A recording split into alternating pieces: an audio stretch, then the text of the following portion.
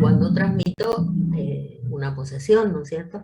Y por supuesto en la simple tenencia, que también hay un vínculo con la cosa, no, perdón, una relación, llamémosle, con la cosa, también tenemos una, pero de un grado menor que en la posesión. Y ya vamos a ver por qué. Justamente tiene que ver con los elementos que van conformando cada una de las figuras de las que estamos hablando. Me gustaría saber si hasta ahora van entendiendo. Sí, le quería preguntar algo. Eh, Lo de la eh, tenencia es cuando se le da a una persona en un momento específico, digamos, para que tenga la cosa, pero que no sea propietario. no te preocupes, no vamos, no vamos a ir a la posesión, a la simple tenencia todavía, porque Ok, vamos a ir descartando las primeras. Vamos a ok, ok. descartar cuando se tiene, en qué carácter se tiene, y no es precisamente la simple tenencia la primera. Entonces, esa ya sería antes de los servidores de la posesión, sería la penúltima que vamos a ver. Así que vamos a ver otras primeras que contienen otros elementos que hacen más importante. De alguna manera, jóvenes, no quiere decir que yo esté diciendo que esta es importante y esta otra no, sino que son cosas diferentes, ¿sí? Son situaciones diferentes. No le vamos a decir derecho porque la posesión no es un derecho, sino es un hecho. Entonces, ya vamos a llegar a esa dentro de esta unidad. Porque yo primero tengo que determinar qué es lo que pasa cuando tengo una posesión. ¿Qué se imaginan ustedes? Y si alguien ha leído, ¿cuándo hay posesión? El artículo Cuando tiene 1900. título cierto, Si yo tengo título, ¿qué tendré? ¿El uso de la cosa, doctora? ¿Cómo? ¿El uso de la cosa? No, El no. dominio. Todos, El todos, dominio. El dominio. escúchenme. Exacto, exacto. Si yo tengo título, tengo el dominio. Porque si no tengo el uso, no voy a tener posesión tampoco. Y el abuso no me digan porque no se hace abuso del derecho. No se puede decir, se puede usar y abusar del derecho. No va a constar en ninguna definición en el código abusar del derecho, que se considera la situación como algo que es. Por favor, ¿quién está con el micrófono abierto? ¿Le pueden? ¿Otra vez? ¿Le pueden acá, Es que nunca aclarar? pagó Hipólito el micrófono. Que lo saquen del curso. Polio Alarcón dice, pero no desconecta desde hoy. Y no hay, Se conectó y está en la clase, doctora, por eso es que nunca. Sí, está interrumpiendo. Y Lucila también. bueno, Yo me ahora estoy quejando nada más. Que hoy interrumpe. ¿le pudieron comunicar? Sí, parece que sí. Parece que dejó abierto, no, y no está ni escucha las clases, ni ve el chat, nada. Ya va a venir la doctora y le voy a decir que le saque de ahí. Parece que ya pagó, doctora. Bueno, mejor. ¿Saben que me interrumpe y me descoloca? No sé lo que estaba diciendo. Estábamos sobre el dominio de la cosa. Bueno, en ese caso, entonces, nosotros cuando me iba a leer a alguien el artículo 1909, le pedí que tiene doctora, ¿qué es la posesión? Exactamente. Cuando una persona... Sí. Perdón. Sí. ¿Leo? Lean. Hay posesión cuando una persona, por sí o por medio de otra, ejerce un poder de hecho sobre una cosa y se comporta como titular de un derecho, lo sea o no. Exactamente. Entonces, fíjense ustedes que la compañera me estaba hablando de simples tenedores. En este caso, me está diciendo que una persona, por sí o por medio de otra persona, ¿verdad? Ejerce un poder de hecho sobre una cosa, comportándose como titular de la misma, lo sea o no. ¿Sí? Entonces, la persona que está teniendo posesión de una cosa es necesario que lo tenga, en cuyo caso, si no lo tiene, no se puede hablar de posesión, porque uno de los requisitos indispensables para tener posesión es posesión real y efectiva. Si alguien no tiene la posesión, no puede, porque la posesión es un paso para poder solicitar la prescripción, ¿sí? Yo voy a solicitar la prescripción adquisitiva de un derecho cuando tengo posesión de la cosa, porque si no sería muy fácil, yo me voy y me introduzco, pues, hablemos de un inmueble, por ejemplo, me introduzco en un inmueble, tomo la posesión del mismo, inicio la prescripción, ¿no? Por eso tenemos los distintos tipos de prescripción, la corta y la larga, y los requisitos de la corta son uno y los requisitos de la larga son otros. Y esto venía a colación por lo que decía el compañero recién. Tenemos el dominio de la cosa cuando tenemos título, y es así. Tenemos que tener, si tenemos título, tenemos el dominio.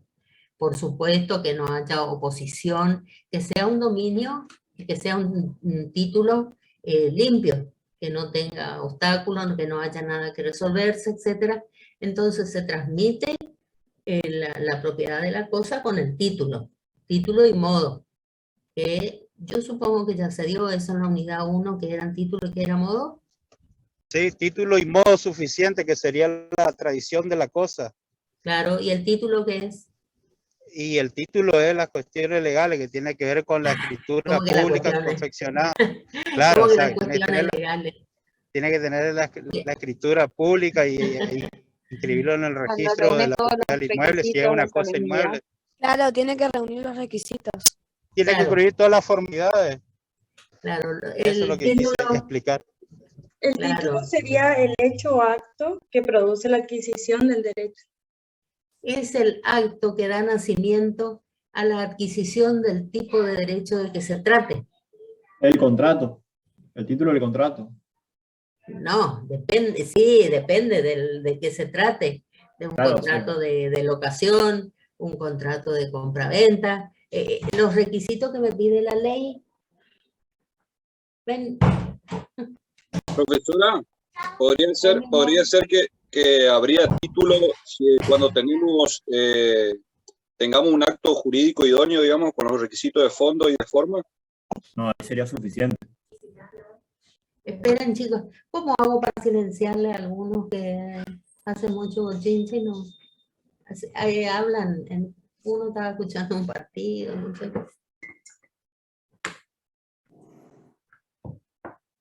No, pero ahora no me silencien porque... Ah, no. Déjame. No.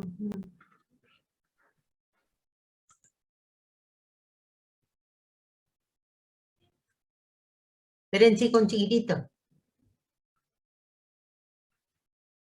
No importa. No importa. Sí. Ay, cuidado. Bueno, chao. Mi nieta es terrible. ¡Mi amor! A mí me dice, anda a decirle a tu abuela, porque mi mamá le dice, anda a decirle a tu abuela tal cosa. Entonces ella tiene confundido, viste, los términos. Mi abuela me dice a mí por mi mamá, a mi mamá le dice tu abuela por mí y a mí. Disculpen, mi única nieta, así que en mi vida. Bueno, entonces, lo que les decía es que la posesión necesita varias situaciones en determinado momento para conducirnos a la prescripción. Y por eso mismo hablábamos del título y modo, y por eso estábamos viendo a qué nos referíamos cuando hablábamos de título. Son los elementos o requisitos necesarios para la adquisición del tipo de derecho de que se trate, para cada tipo de contrato, la ley, el código, etcétera, exige diferentes situaciones, ¿no es cierto? Diferentes. Sí. Cualquier situación, cualquier tipo de derecho que vaya a adquirir me va a requerir una situación o un elemento, mejor dicho, determinado. A eso se refiere el título. Por eso dice que tenga los requisitos exigidos para la adquisición del tipo de derecho del que se trate.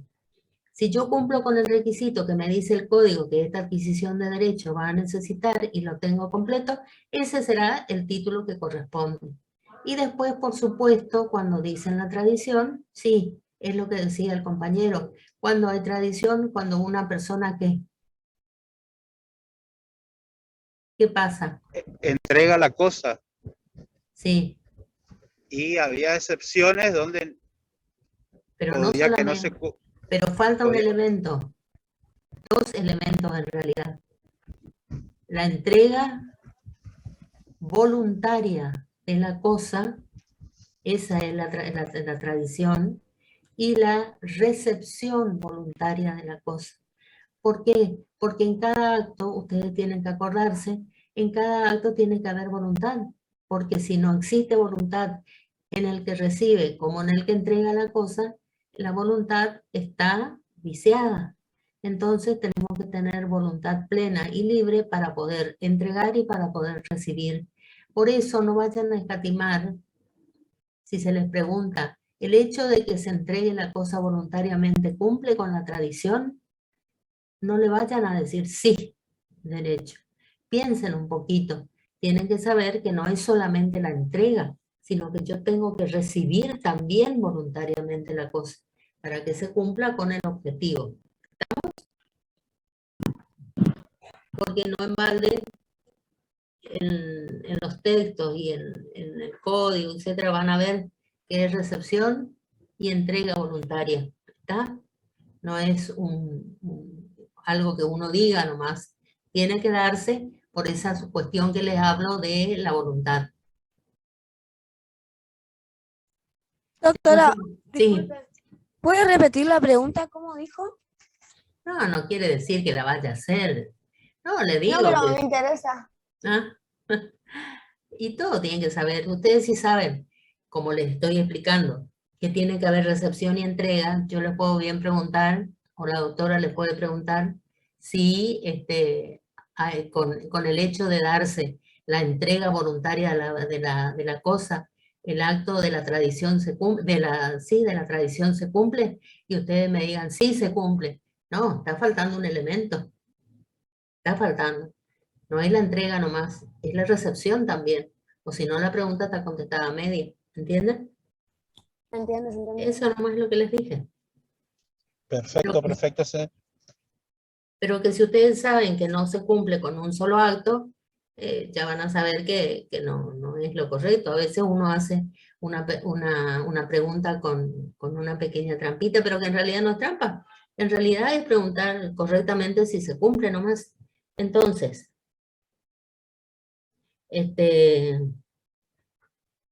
entonces está subsanado la duda que puedan tener con respecto a lo que es la posesión. Cuando una persona, ya saben, por intermedio de un tercero o ella misma, ejerce un poder de hecho sobre una cosa y se comportan como si fuesen titular del derecho. No interesa si lo es o no, ¿sí? Porque seguramente no va a ser titular del derecho. Se va a comportar como titular del derecho, pero si tuviese el derecho no estaría ejerciendo nomás la posesión, sino tendría el derecho. Entonces acuérdense del artículo 1909. Disculpe, doctora, ¿puedo preguntar algo? ¿Sí? ¿Cómo sería un ejemplo por medio de otra persona? Y ejercer por intermedio de otra persona, porque ustedes lo están haciendo por sí mismo o lo hacen a través de de alguien que esté viviendo con ustedes. ¿Entienden? La prescripción puede iniciarla cualquiera de los sujetos que intervienen en la posesión. porque la posesión no es solamente de uno, sino de todos los convivientes. Y sea titular o no del mismo, seguro, por eso les digo que no va a ser titular. Es casi seguro. O se da también, se dan muchos casos en los que no voy a asegurar tanto que no sea del titular, porque ustedes saben que hay muchas situaciones en las que los títulos y esas cosas, sobre todo cuando son propiedades muy antiguas, se extravían. Y si el registro evacúa todas las dudas que pueda haber, ¿no es cierto? Pero cuando hablamos de propiedades antiquísimas, que también las hay, se puede dar el caso de extravío, qué sé yo, y entonces a veces hay situaciones, por eso les digo, no es lo frecuente, pero porque para eso tenemos registro, ¿no? Donde vamos y vemos qué es el titular y ya está. Y para poder redactar copia de los títulos, ¿me entienden? Para eso le estoy hablando. Pero se puede dar también situaciones de esas y ejercen por sí o a través de terceros es cuando lo hacemos en nombre de otro. Cuando hay una cesión de la posesión, por ahí. ¿En la tenencia, doctora? No. ¿Como un testaferro, doctora? No, tampoco. El testaferro lo ejerce a nombre de otro, pero él tiene la titularidad. El testaferro no es uno que tenga, él tiene la titularidad como que es él el dueño, aunque no lo es, pero el dueño. Tiene la titularidad de hacer. No el poseedor. El poseedor es cuando se transfiere la posesión, aunque en realidad no se puede transferir mucho, pero se da mucho. ¿Sabe dónde? En los campos. En los campos las personas transfieren la posesión porque van sumando. Hay accesión de posesión, le suma a la posesión que tenía uno, le suma a la del otro. No se debería dar porque uno no puede ceder más de lo que tiene. Yo no puedo ceder una posesión si yo no tengo título. ¿Cómo cedería? Pero se dan también los casos. Y esos serían los casos más. Profe, le hago una consulta, le hago una consulta. Sí. ¿La cesión de la posesión es suficiente con escritura pública? Es que con escritura pública se tiene que hacer. Miren, yo trabajé como 17 años en rentas de la provincia y se daba mucho la cesión de campos, sobre todo de inmuebles rurales, ¿sí? Y uno le vendía a otro una porción de esto y de las parcelas, ¿me entienden? Parcelaban y vendían como posesión con tantos años ya de ocupación. Y mire, no es lo correcto, pero se hace. En mi pueblo se hace mucho eso. ¿Y anticipo de herencia puede ser, profesora? ¿Cómo? ¿O no? ¿Cómo? ¿Anticipo de herencia puede ser? No. Anticipo de herencia es otra cosa que van a dar ustedes en familia y sucesión, y ahí van a sacarse todas las dudas, pero yo le aclaro que el anticipo de herencia es cuando uno, el titular de lo que fuera, le hace ya entrega a su heredero, digamos, de lo que le va a corresponder en el momento que se produzca el fallecimiento de la persona. Es decir, le da ya en vida lo que le corresponde, como decimos siempre, lo que va a corresponderle la vez que fallezca, ¿no es cierto? Ese es el anticipo de herencia. No tiene nada que ver con esto. Pero eso van a dar después, ahora todavía no. ¿Algo más? Doctora, ¿puede dar una definición de modo? ¿Cómo de modo? Sí, porque usted dijo que se necesita el título y el modo, dijo El modo es la tradición.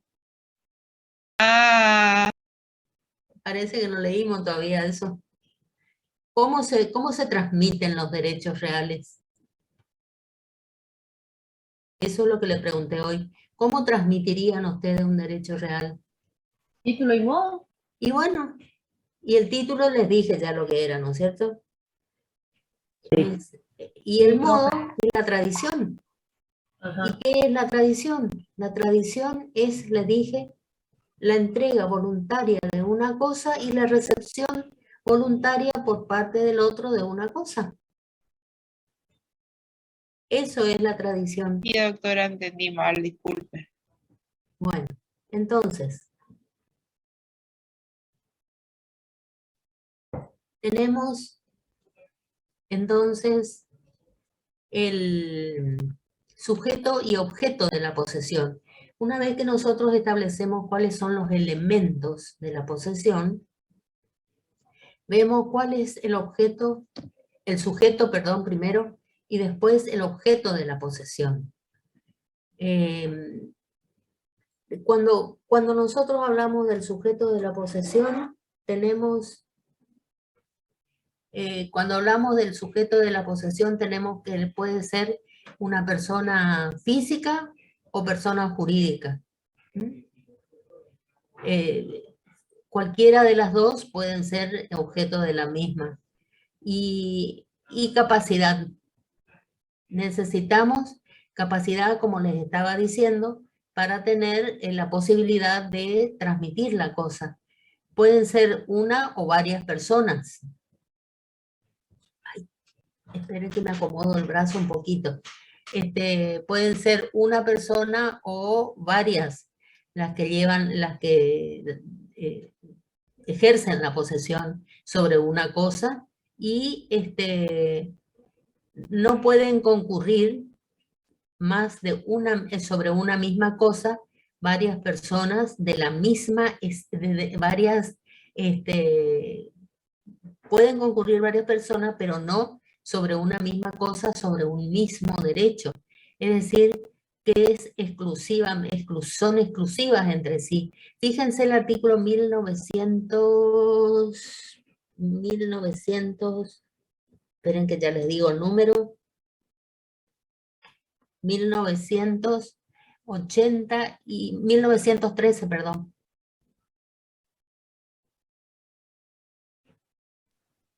Concurrencia. La concurrencia, profe. Así se llama. Que tiene que ver con lo que les estoy diciendo recién. Lean. No pueden concurrir sobre una cosa varias relaciones de poder de la misma especie que se excluyen entre sí. Exactamente. No pueden concurrir sobre una misma especie derechos que se excluyan entre sí. ¿Qué querrá decir eso? Doctora, ¿puede ser que no pueden haber dos titulares de dominio porque si no sería condominio? Es que puede haber, porque pueden ser una o varias personas, le dije, las que ejerzan una posesión sobre una misma cosa. Pueden ser varias personas, podemos tener entre las dos la propiedad de una casa, ¿o no? Podemos tener, Sí, doctora. podemos tener la propiedad de una cosa que nos vamos a poner de acuerdo cómo la vamos a usar, etc. Sin embargo, no pueden concurrir sobre una misma cosa varias posesiones de la misma especie que se excluyan entre sí. Es decir, yo puedo tener el dominio de una cosa, pero sobre la misma cosa estoy sosteniendo una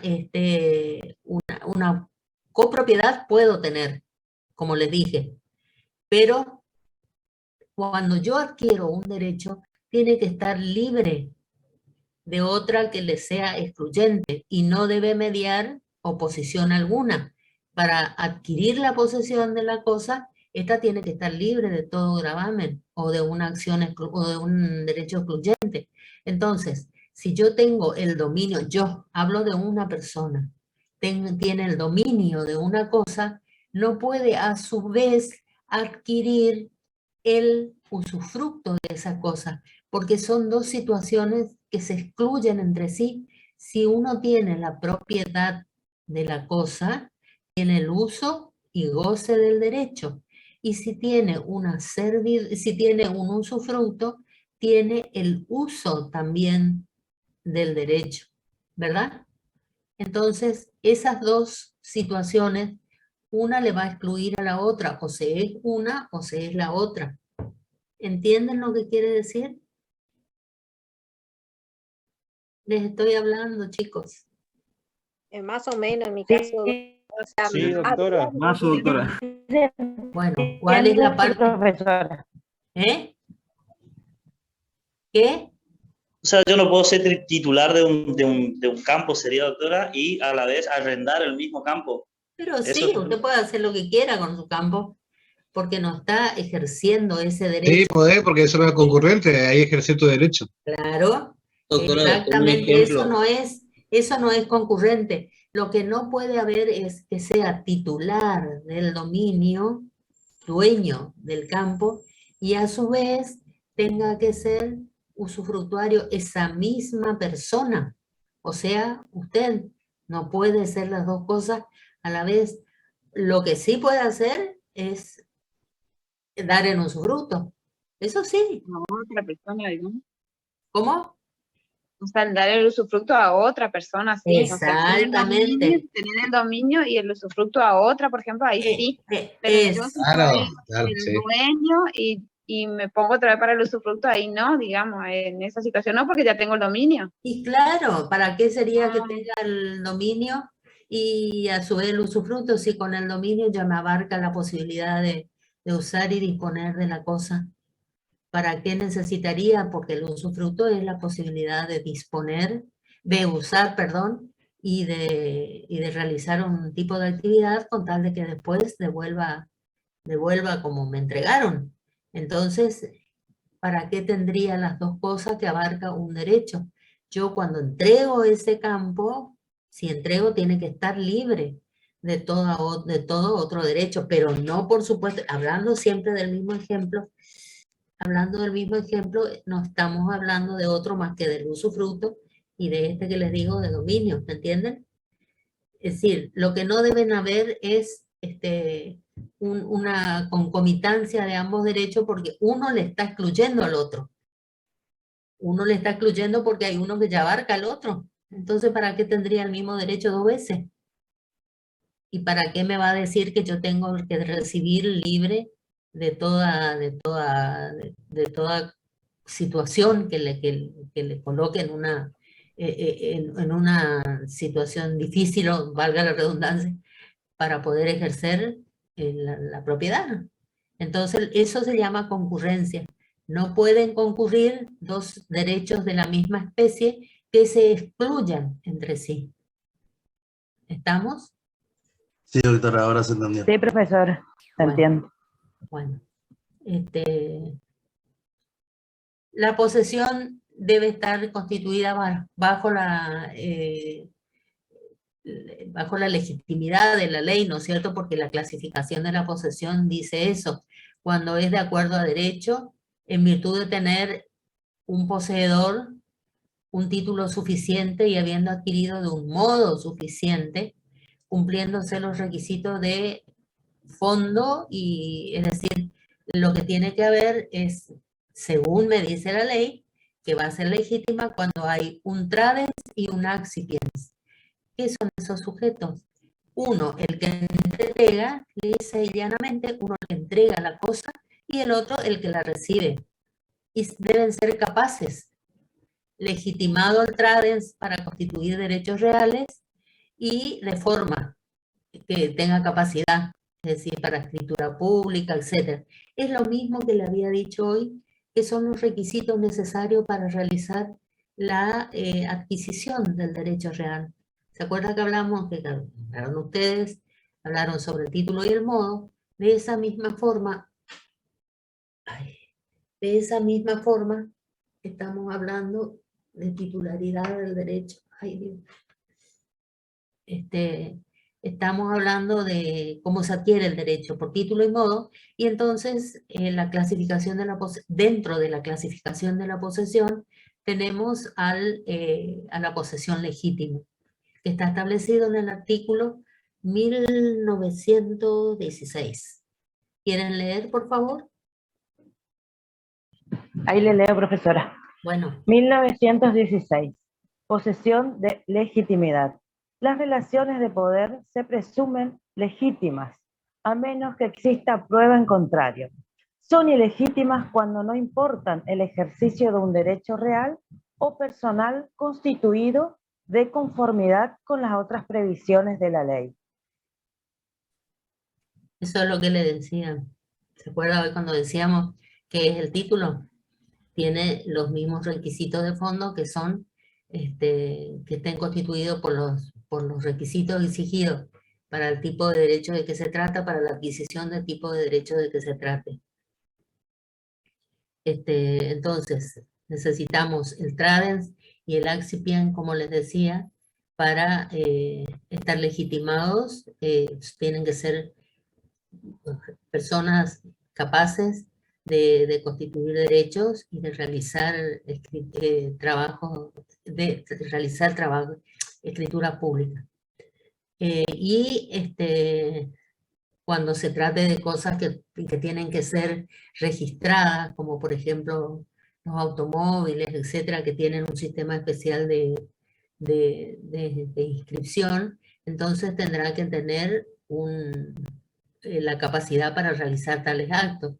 Y es el caso de los automotores, por ejemplo, que pueden realizar la transmisión de esos derechos teniendo la mayoría. Eso ya lo saben. Entonces, y el boleto de compraventa, cuando se trate de un boleto de compraventa, cuando se adquiera por un boleto de compraventa, no hay título suficiente ni justo título, sino hay una posesión, si no hay una posesión legítima. Ilegítima. Ilegítima, una posesión. Ilegítima, sí. Entonces, voy a perder un poquito el aire porque me duele tanto el brazo. Bueno. Entonces eso, el sujeto y objeto de la posesión. Como les dije, no sé qué es lo que dice acá. Sujeto y objeto de la posesión. ¿Qué pasa con el sujeto? ¿Qué es lo que habíamos dicho con respecto al sujeto de la posesión? ¿Quiénes son? Una persona física o jurídica. Exactamente, exactamente. Persona física o jurídica. Lean el artículo 1922, creo que es. Fíjense, por favor.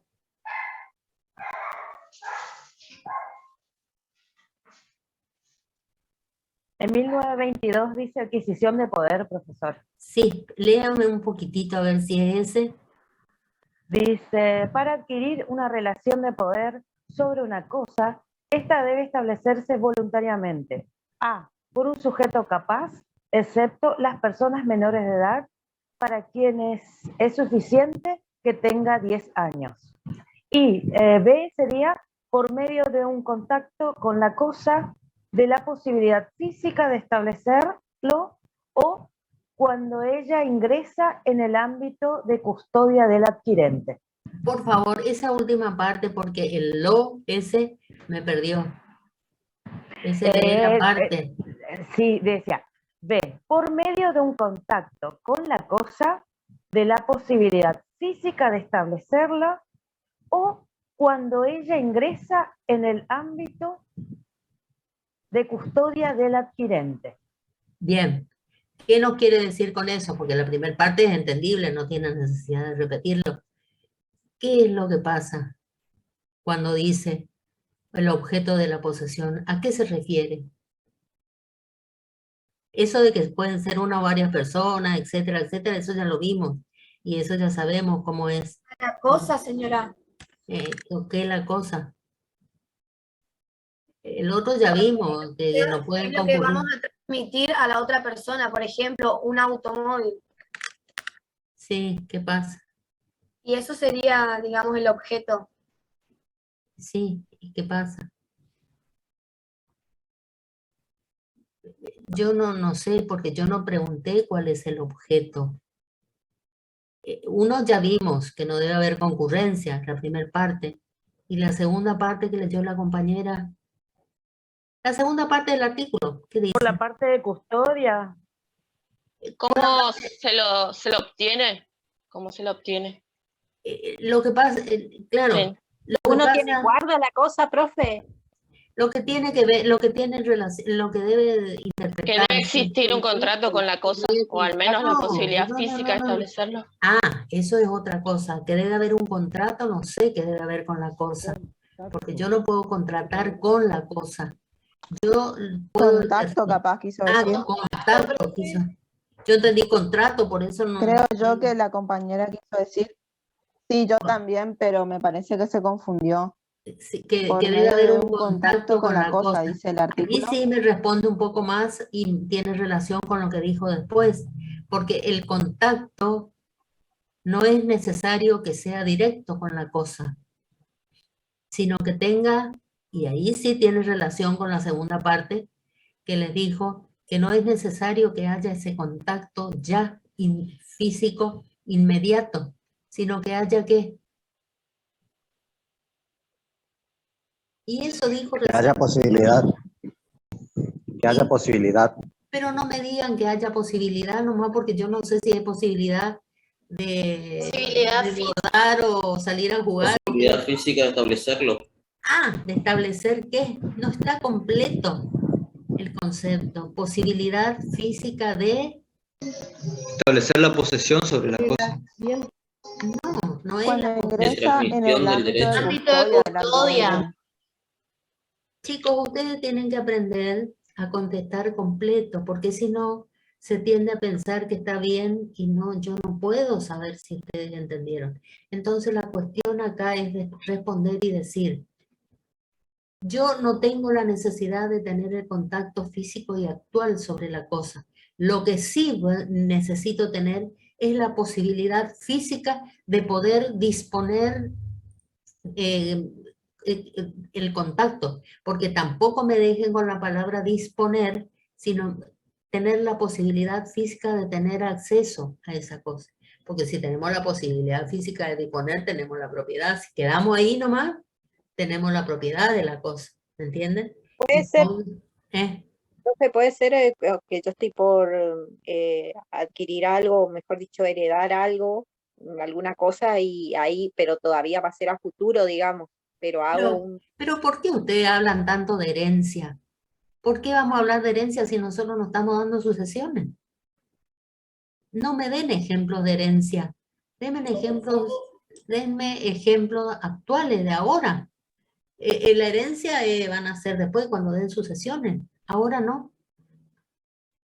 Ahora yo tengo que tener contacto con la cosa, no tener derecho, porque el día que yo tenga la herencia, voy a tener el título, porque me van a dar la hijuela y me van a dar un título. Entonces ahí vamos a hablar de sucesión. Ahora no hablemos de sucesiones. Disculpe, doctora. No. Cuando tenga el modo, puede ser propio. Claro, ahí ya voy a... Pero sí, pues necesito tu título y modo. Pero ¿por qué mezclan la sucesión? ¿Qué tiene que ver la sucesión? Puede ser que tengan la cosa abajo, que sean de ustedes, porque compraron, porque heredaron, porque les regalaron, por lo que sea, pero tienen título. No es solamente la sucesión lo que le va a dar la titularidad de un derecho. Entonces olvídense de sucesión por ahora, porque no vamos a ver nosotros sucesión. Y lo único que van a ganar es confundirse. Entonces, hablemos de la posesión. Posesión es cuando yo estoy en contacto con la cosa. Y acuérdense de la definición que dimos. Cuando estoy en contacto con la cosa y tengo, y si no estoy en contacto con la cosa, tengo la posibilidad física de disponer de ella. Porque resulta ser que yo no tengo acá mi inmueble, lo tengo en San Luis, lo tengo en Córdoba, lo tengo en otro lugar. Y no estoy en contacto directo a veces. Doctora. Pero, sí. Hay un ejemplo que da Keeper, si puedo darle. ¿Sí? Que dice que, por ejemplo, se da en el reparto de periódicos, que dice que se envían y se colocan debajo de la puerta del habitante de un inmueble. Aun cuando éste se encuentre fuera del inmueble, de todos modos adquiere la posesión de los objetos que se le fueron remitidos. Eso les estaba por decir, que se va a dar más que en nada en cosas muebles, porque en cosas inmuebles Es necesario que yo ejerza una posesión. Yo no puedo tener acá una casa y resulta que estoy por querer iniciar, porque en realidad, como les dije antes, la posesión es un derecho para algunos, la posesión para algunos es un derecho y para otros es un hecho. Y Savigny es el que dice que la posesión es un hecho que tiene como consecuencias jurídicas, ¿sí?, un derecho. ¿Y ese derecho cuál va a ser? Y adquirir ese derecho, el dominio, porque a través de la posesión voy a llegar a la prescripción adquisitiva y a través de la prescripción adquisitiva seguramente voy a llegar a adquirir el derecho, ¿no es cierto? Entonces, no, mal puede ser un derecho cuando en realidad lo que está dando lugar a la posesión es a adquirir ese derecho. Por eso es que se da más en los muebles que en los muebles, y es el ejemplo de Kipper ese de que deja el diario debajo de la puerta y el titular de ese dominio ya adquiere la propiedad de ese diario. ¿Por qué? Porque ya está dentro de su dominio, ¿entienden? Ya él puede disponer cuando quiera de ese periódico. ¿Estamos?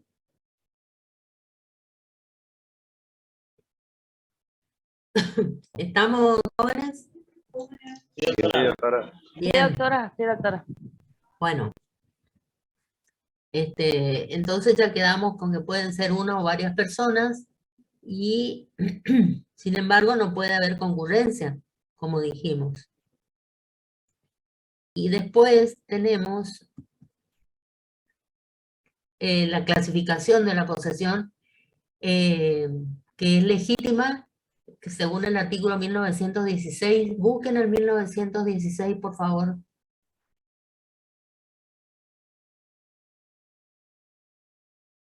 ¿Quiere que lea, doctora? Sí.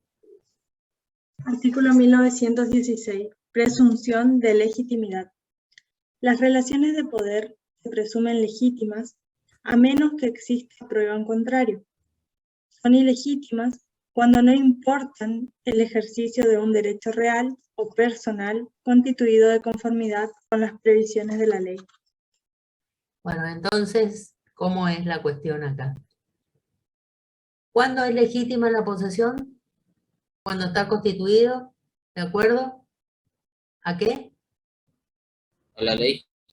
De acuerdo a lo que establece la ley, ¿no es cierto?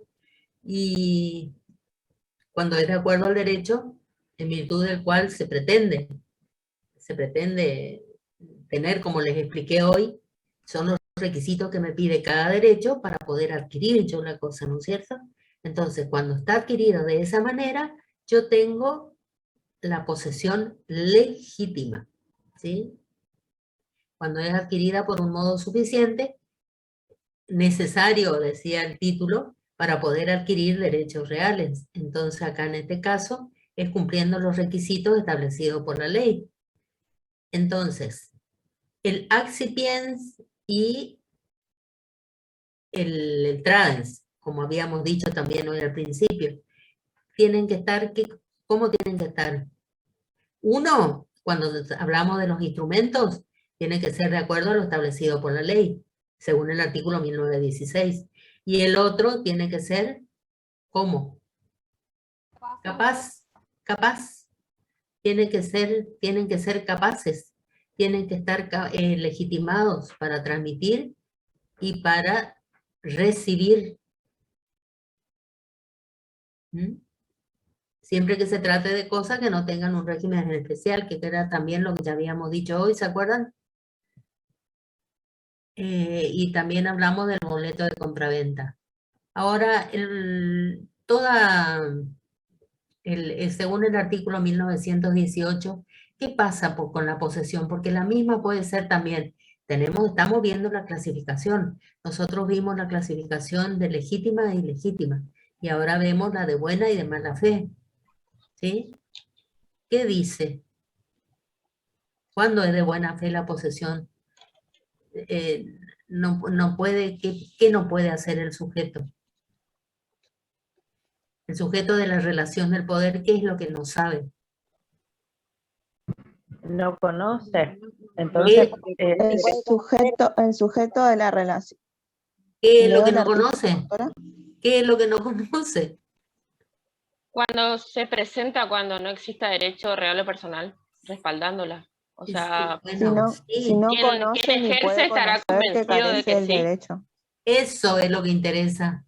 Eso es, no es que no conoce nomás porque complétenme, pues no le conozco nomás, si no me conocen a mí o qué. Entonces, la cuestión es esta. La posesión será de buena o de mala fe según se trate de que el sujeto de la relación de poder no conoce ni puede conocer que carece del derecho. Él cree, actúa de buena fe, como decimos siempre. Actúa de buena fe cuando cree. El código anterior, el código viejo, definía a la mala fe y decía, habrá buena fe cuando el poseedor, por un error de hecho, no supiera de la existencia de un problema, digamos. Ahora, cuando entró a sospechar de la existencia de algún inconveniente, entonces ya cesó la mala fe. Por ignorancia o error de hecho, el sujeto no sabía de la existencia de algo que estaba perturbando en esa relación.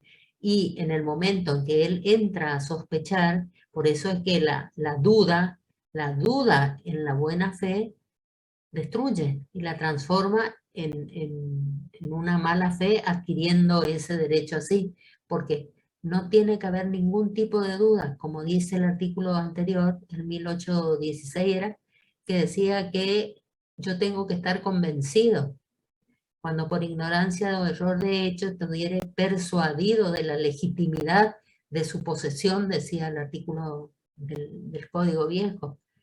Y no existía ningún tipo de dudas. Por eso es que cuando hablamos de buena fe en la percepción de los frutos, etcétera, porque todo eso influye en la percepción de los mismos, hace suyo los frutos y no tendrá que devolver y no tendrá que nada, mientras dure su buena fe. En el momento y todo lo que percibió ya lo hace suyo porque hasta ese momento le duró la buena fe. En el momento en que concluye eso, en que se transforma en algo dudoso, en ese momento cesó la buena fe y ¿qué tengo que hacer? Ya tengo que empezar a investigar, como toda cosa que uno tiene duda de que no le pertenece, ¿no es cierto? Entonces, allí ya no puedo argumentar la buena fe. Como decir, podemos decir, pero que no va a ser real. Entonces, doctora, entonces podríamos decir que es de buena fe cuando ostenta un justo título y cuando además está persuadido de su legitimidad. Es que si tiene un justo título, ya no necesitamos ni buena ni mala fe porque suponemos, a no ser que sepa que es un título que está falsificado. Por eso les digo, acá la buena fe es cuando está convencido de que está legitimado para tener la cosa. Entonces no tiene ninguna duda. ¿Y qué menos duda podemos tener? ¿Qué duda podríamos tener si tenemos un título a nuestro favor? Quiero creer. Hablemos de las cosas como deberían ser, ¿no es cierto? No hablemos de que, ¿y si qué pasa si este falsificó? No, nada de eso no hablemos, porque allí ya se está presentando la mala fe con toda su cara, ¿no es cierto? Pero hablemos de que si ustedes tienen un título a su favor, no hay nada que destruya dentro de lo que es correcto la buena fe. No sé si ahí va dirigida la pregunta. Claro, sí, yo decía que los elementos de la buena fe, a mi entender, sería primero tener un justo título y además que el poseedor de ese justo título esté persuadido de que es legítimo. Y sí, bueno, no se me ocurrió nunca pensar que un título, sí, hablemos, ya le digo, de lo que debería ser, sí, pero está bien, Sí, siempre se presume la buena fe, profe. Siempre. ¿Cómo? Que siempre se presume la buena fe. Sí, sí. Sí, porque si vamos a presumir la mala fe, vamos a orar en consecuencia con todo. La buena fe se presume. Pero hay presunciones, hay distintos casos de presunciones de mala fe. Por ejemplo, en el 1919, presunción de mala fe, cuando el título te presenta una nulidad manifiesta, que es como les decía recién, si yo pienso que el título es falso, no puedo presentarme y decir yo creí que era verdadero, porque si yo creí nomás y ya entré a dudar, ya destruí la buena fe, porque la buena fe tiene que existir en cada acto, en cada uno de los actos que yo realice, ¿me entienden? Y cuando se adquiere por personas que habitualmente cuando se adquiere de personas que habitualmente no hacen tradición de esa clase de cosas y aparte de eso carece de los medios para hacer para realizar tal actividad. Por ejemplo, porque me van a decir, ¿y cuál es un ejemplo? Y bueno, una persona que vive en la calle, por ejemplo, por darle un ejemplo grosso nomás, que se ponga a vender un anillo de brillante, se presume que es de mala fe adquirido o lo que fuera, o que por lo menos sabe que no es suyo, o un vehículo, o lo que fuera. Eso sería cuando adquiero de una persona que no está habituada a esa clase de transacciones o de tradición de la cosa esa. Y cuando recae sobre ganado marcado o señalado, sin diseño, con un diseño, perdón, ya fue registrado por otra persona, porque ustedes sabrán que el ganado se inscribe en el registro, existen rentas con la marca y la señal. Y bueno, cada propietario tiene, y si resulta que me vendió uno que no era de su marca, que nosotros podemos averiguar perfectamente cuál es, entonces en ese caso estamos en presencia de un adquirente de mala fe, porque si yo estoy viendo que no le corresponde la marca o la señal, ¿para que le compro, no es cierto? O puede ser, profe, si le arrancaron la marca, porque suelen hacer eso también, como le sacan el pedacito, algo así, ¿o no? No se arranca la marca, porque está marcado ya y ahora se hace en frío, también no hay necesidad de hacerlo. Porque no, pero le digo, si hay algo así es porque ya es una presunción de mala fe. No, pues sí, pero a base de un ganado no se va a marcar, no se va a arrancar el cuero del animal, de todos los animales que se compran, no den casos extremos así. De un animal no tiene que tratarse de todo, un rebaño o lo que fuera. Pero también ver todo que están sacados las marcas o la señal traería sospecha, yo ya entraría a dudar. Y acuérdense que la duda destruye mi buena fe. Entonces ya tendríamos que entrar a averiguar por algo, cuando recae sobre marca o ganado, cuando recae sobre marcado o señalado, fue registrado por otra persona, dice. Uno presupone que si le arrancaron una parte del cuero ya es porque algo raro hay, ¿no es cierto? ¿Sí? ¿Estamos? Pero no vayan a situaciones tan extremas. ¿Estamos? ¿Están? Bueno. Ahora la posesión puede ser viciosa también. Puede ser viciosa de cosas muebles cuando se trata que proviene la adquisición, porque todas estas situaciones se refieren a cómo yo adquiero la posesión. Y la posesión que yo adquiero puede ser viciosa tratándose de cosas muebles cuando provienen de hurto, estafa o abuso de confianza. Si yo adquiero de alguien que hurtó, estafó o abusó de la confianza de una persona y adquiero lo mismo, ya se trata de una posesión viciosa. Y tratándose de inmuebles, cuando provenga de violencia, clandestinidad o abuso de confianza también. Entonces, cuando provenga de una de esas situaciones adquiridas en esas situaciones, estamos hablando de una posesión viciosa. ¿Está entendida? Sí, doctora. Sí, doctora. Después, otra relación que tenemos son la de los servidores de la posesión. ¿Cuándo existen? ¿Quiénes son los servidores de la posesión? El 2363 les va a decir que la presunción de ser poseedor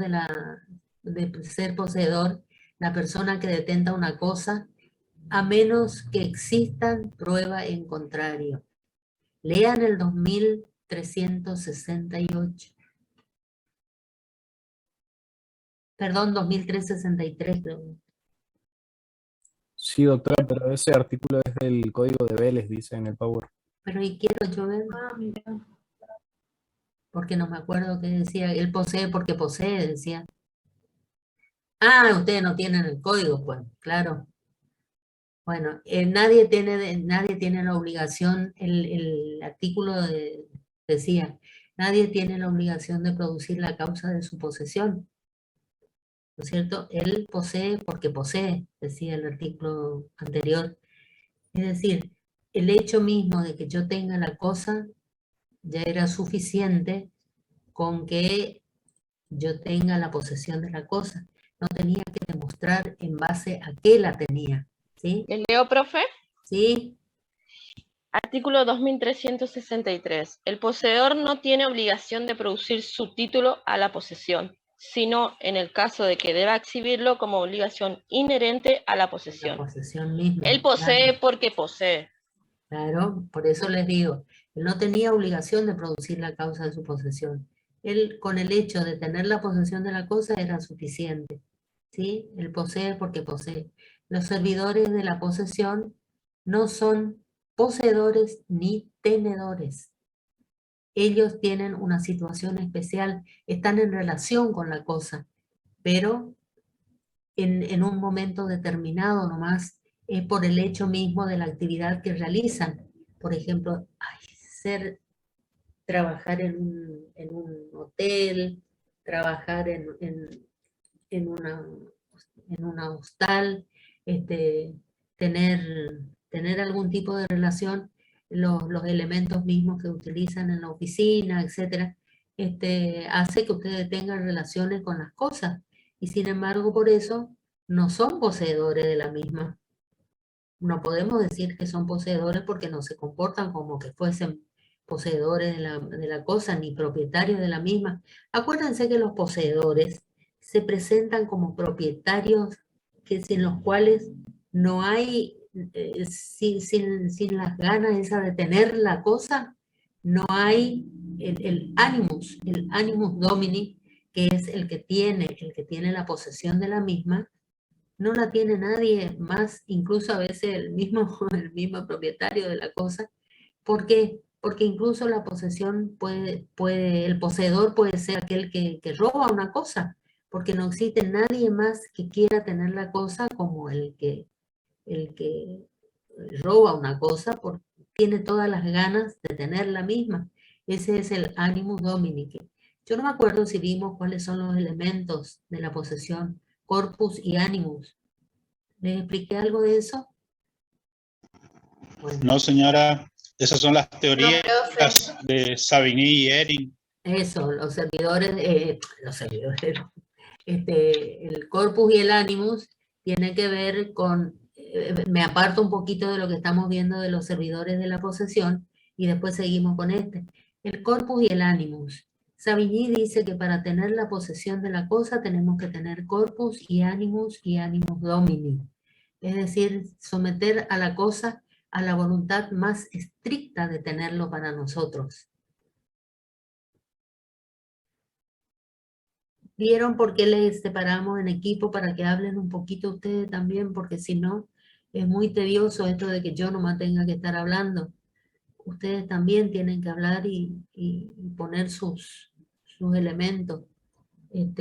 Doctora, Sí, con respecto a los servidores de la posesión, en el código actual vendría a ser el artículo 1911. sí, está bien.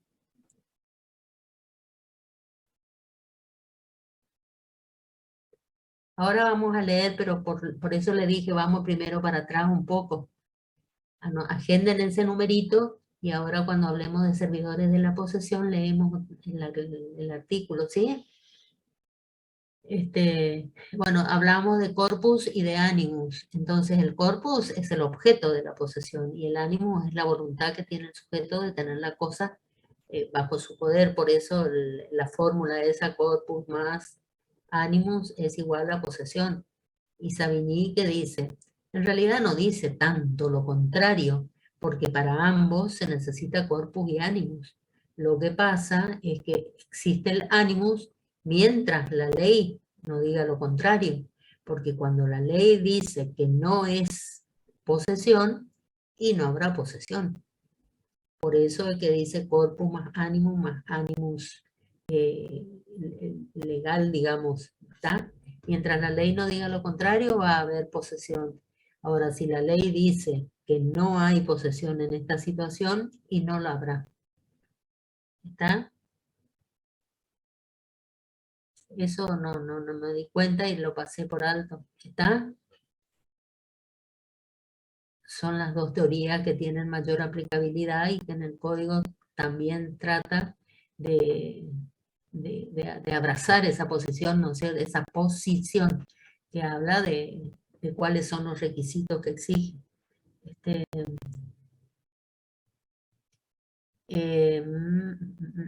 Y ahora vamos a leer el artículo que dice el compañero sobre los servidores de la posesión, por favor.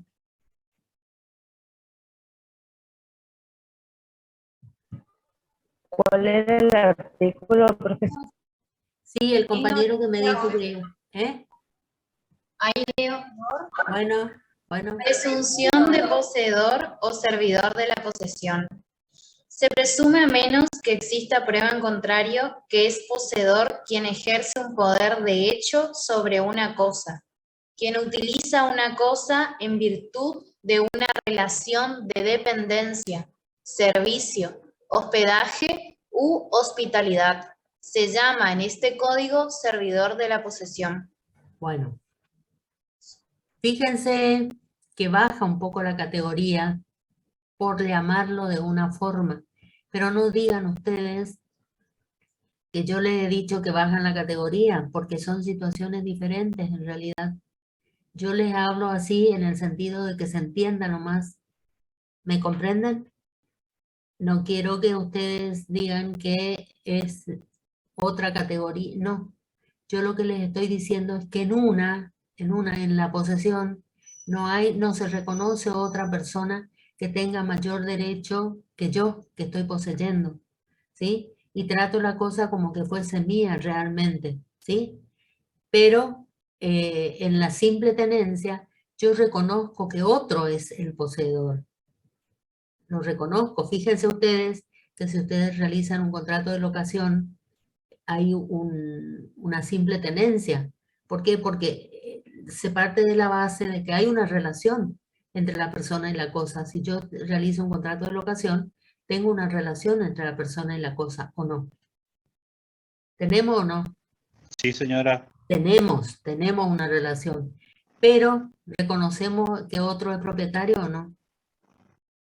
Sí, en la tenencia sí reconoce que hay otro. ¿Cómo reconozco? Pagándole el alquiler. Exacto. O cuando realizo una acción de exclusión al titular del derecho, pero no exclusión de decirle no andate nomás no te pago, sino ejercer un acto que demuestre realmente que tengo intención de intervertir mi título. ¿Intervertir qué quiere decir? Que quiere pasar de simple tenedor a poseedor. Exacto, quiero intervertir mi título, quiero cambiar la causa de mi posesión, ¿verdad? Y lo realizo porque en realidad podemos realizar en la interversión del título, si vamos a hablar del término, nomás intervertir, que es cambiar la causa de la posesión, pero cuando nosotros hablamos de intervertir, hablamos de a una voluntad nomás de una de las partes. Y entonces, en ese caso, podemos realizar una suba en la posesión o una disminución en mi posesión. La traditio brevi mano y la constituto posesorio, que significa que en una asciendo y en otra desciendo en mi posesión. Y es para evitar la tradición, porque si ya estoy en posesión de una cosa, como por ejemplo, si yo estoy alquilando un lugar, ¿para qué voy a entregarle de nuevo al titular del lugar si después él me va a entregar otra vez a mí porque yo adquirí ese inmueble? Entonces, lo que hacemos ahí es, me quedo con la cosa y se produce una traditio brevi mano. O sea, hay una abreviación en la tradición y ya me quedo con la cosa y ya me convertí por un acto jurídico, me convertí en propietario de la cosa. Entonces, ¿qué hice ahí? Ascendí en mi posesión porque pasé de ser inquilino de la misma a ser propietario de la misma, ¿sí? Y la constitutum posesorio es cuando yo desciendo, cuando conozco al nuevo propietario de la cosa. ¿Por qué? Porque el dueño ha vendido y voy a ser inquilino de otra persona ahora. ¿Para qué voy a darle la casa de nuevo si él me va a tener que dar de nuevo a mí? Entonces, allí hay una situación, y otra situación es cuando, por ejemplo, procedo a la venta de ese inmueble en el que era mío, pero le pido que me dé un tiempito para poder, qué sé yo, conseguir otro inmueble o lo que fuera, que es muy común que se haga, y entonces espero un tiempito y me convierto, me constituyo constituyo el acto en una locación. Bajé mi propiedad, bajé en el sentido de que antes era propietario y ahora no lo soy, ahora soy un inquilino de lo que era antes mi propiedad. ¿Está entendido?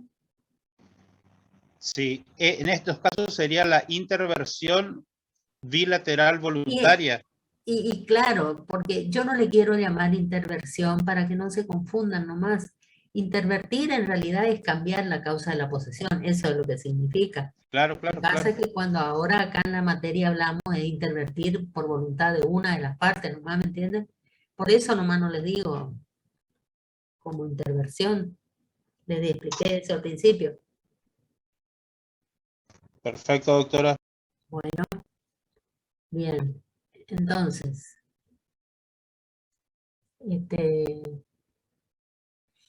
¿y qué hora tienen ustedes? 7:25. 7:25. Ah. Bueno,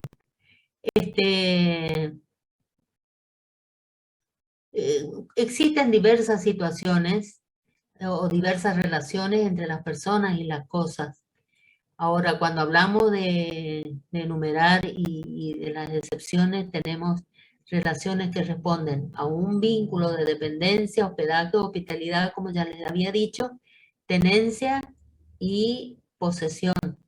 Y después tenemos a los derechos reales. Otra situación que puede haber también es de justa posesión local.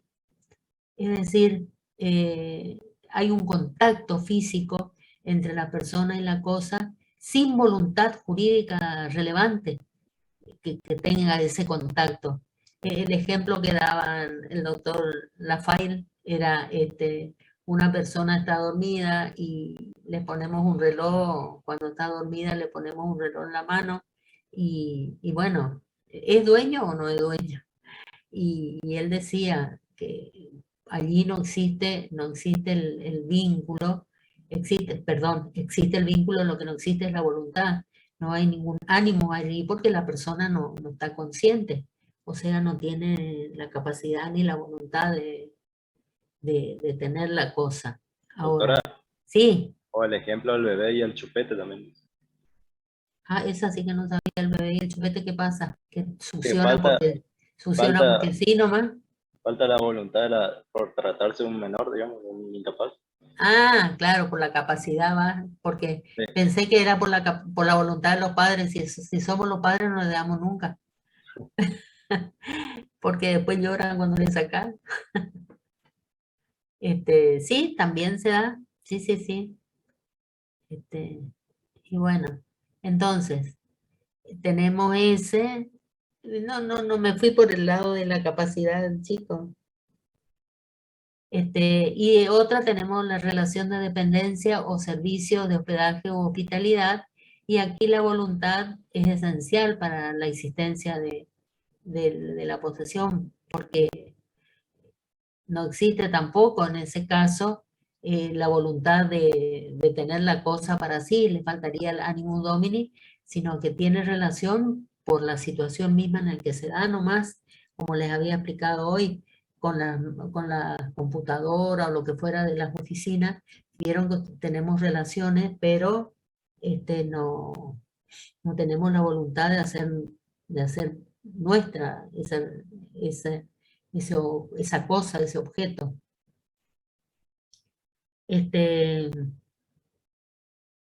Espérenme.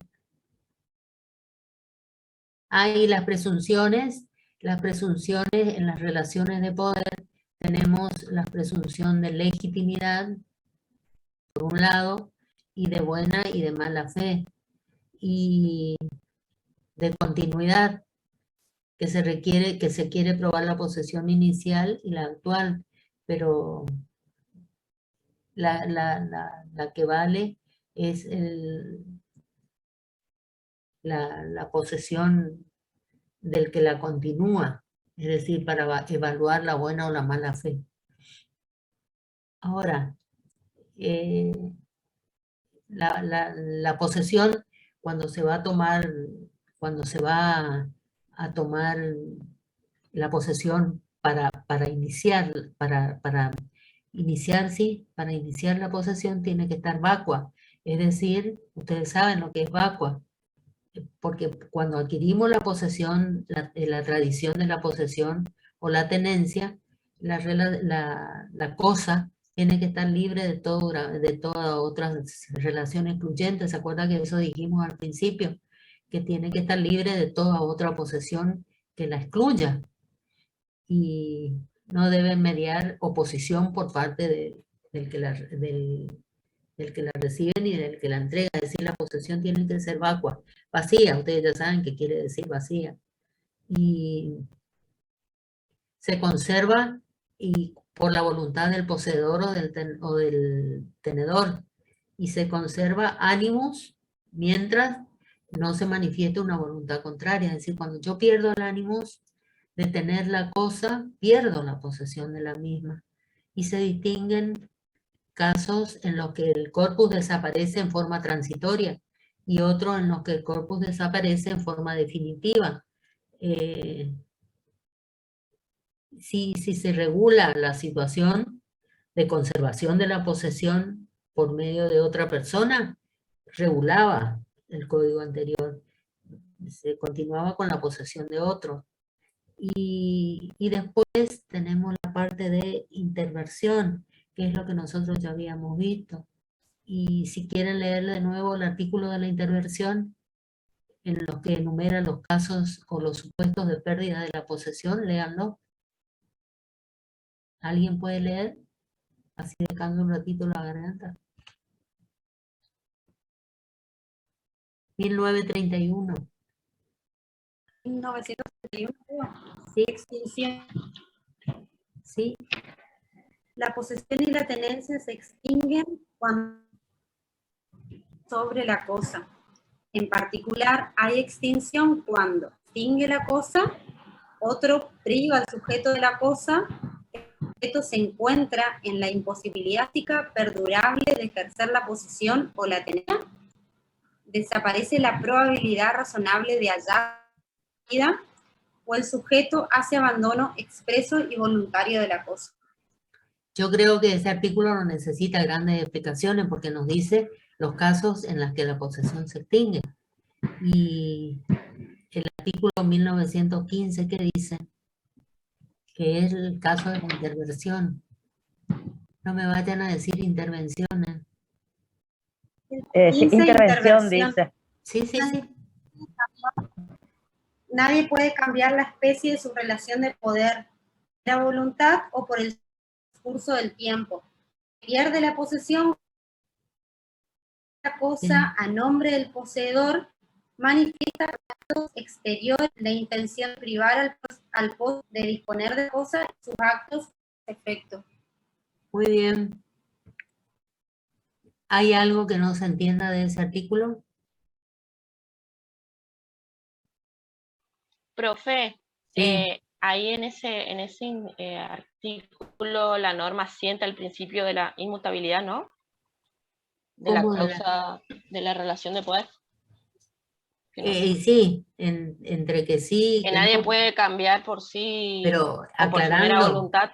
Pero si me aclaran que es por propia voluntad, sí, podría ser, porque lo que les está queriendo, por eso es que hoy les decía, no quiero mencionar mucho la palabra interversión en los casos en que nos ponemos de acuerdo para realizar el cambio. ¿Por qué? Para que no confundan nomás que la interversión en este caso se refiere a la situación en la que cambiamos, pero por voluntad propia. Por eso nomás no quería confundir. ¿Se acuerdan que les aclaré eso? Sí, profe. Eso nomás era. Bueno. El 1932 nos dice que el poseedor y el tenedor tienen derecho a ejercer las servidumbres reales que correspondan a la cosa que constituyen su objeto. También tienen derecho a exigir el respeto de los límites fijados por el Código Civil, ¿verdad? En cuanto a los derechos reales. Pueden ejercer todos los tipos de derechos de que se trate, mientras no se proceda a mezclar en uno de los derechos algo que excluya al otro derecho del que ya tengo, el que estoy usando. El titular de la relación de poder tiene el deber de restituir la cosa a quien tenga derecho a reclamarlo y debe respetar las cargas reales y las medidas judiciales que están inherentes a la cosa. Es decir, tiene que colocar la cosa en la misma situación en la que se encontraba. Eso es, tiene que restituir la cosa a quien tenga derecho a reclamarla. Después,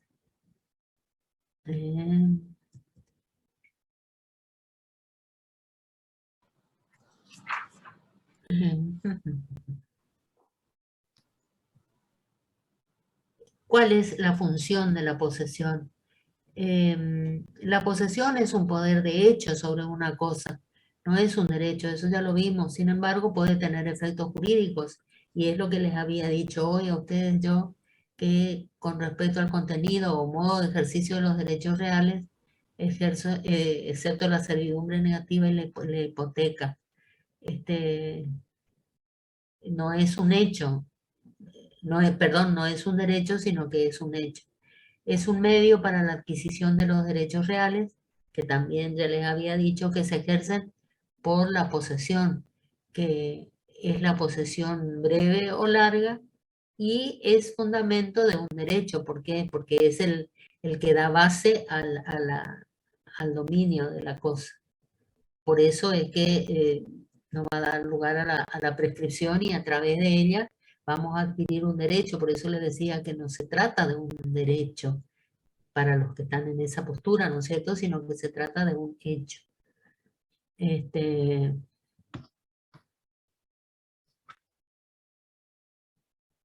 Esperen un poquito, que quiero ver qué me dice acá el programa.